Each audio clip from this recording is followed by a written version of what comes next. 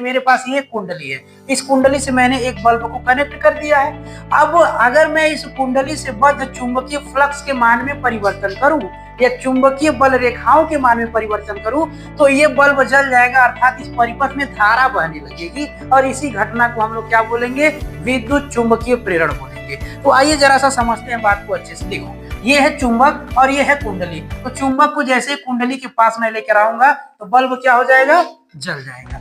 Bulb क्या हो गया बेटा, यहाँ से जल गया। अच्छा, अभी दिखाई नहीं दे रहा है, ये मैं लगा दिया फील्ड लाइंस, ये हो गया चुंबकीय बल रेखाएं। अभी चुंबकीय बल रेखाएं मुझे अच्छे से विजिबल है, मुझे अच्छे से दिखाई दे रही। अगर मैं इनको अंदर लेकर के जाऊंगा तभी भी बल्ब जलेगा, बाहर लेकर जाऊंगा तभी भी बल्ब जलेगा। तो कहने का मतलब ये है कि जब मैं चुंबक को अंदर की तरफ ले गया तो यहाँ पर आप देखेंगे इस कुंडली से बद्ध चुंबकीय फ्लक्स यानी कि चुंबकीय बल रेखाओं की संख्या में बढ़ोतरी हो रही है। ये लगातार क्या हो रहे हैं, बढ़ रहे हैं। इस प्रकार से देखिए, चुंबकीय बल रेखाएं क्या हो गई, बढ़ गई। और जब दोबारा पीछे खींच रहे हैं तो चुंबकीय बल रेखाएं घट रही हैं। इसका मतलब ये है कि इसमें ये जो कुंडली है, इस कुंडली से बद्ध चुंबकीय बल रेखाओं के मान में परिवर्तन हो रहा है और इसी परिवर्तन के कारण इस कुंडली में क्या बहने लग रही है, धारा।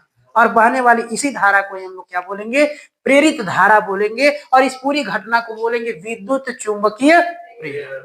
यानी कि चुंबक के कारण क्या उत्पन्न हो रहा है, विद्युत।